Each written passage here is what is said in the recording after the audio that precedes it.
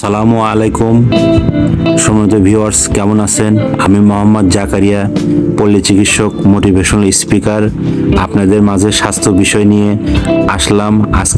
আজকের ভিডিও তাদের জন্যই যারা গরমে অতিষ্ঠ হয়ে গেছেন এবং যাদের প্রেশার হাই এবং লো প্রেশার তাদের জন্য, এবং যাদের আইবিএস, যাদের কষা পায়খানা এবং গরমে বাসায় থাকতে পারছেন না এবং বিভিন্ন সমস্যা হয়ে গেছে এবং গর্ভবতীদের এবং কষ্টে আছেন তাদের জন্য ভিডিও।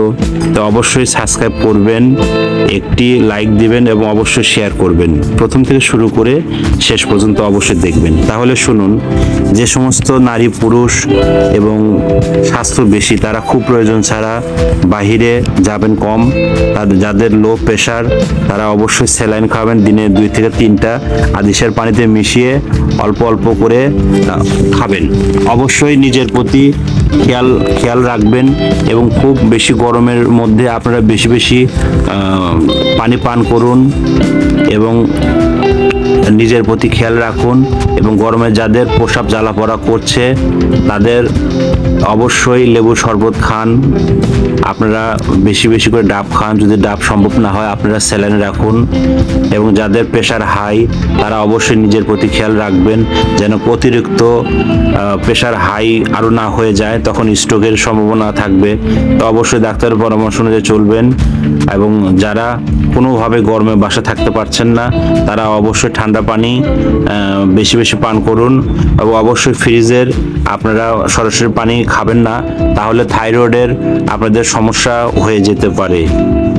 এবং যাদের হাই প্রেশার আছে তারা নিজেদের লক্ষ্য রাখবেন এবং থাইরয়েড হরমোনের সমস্যা হয়ে যাবে যারা ফ্রিজে সরাসরি ঠান্ডা পানি খান।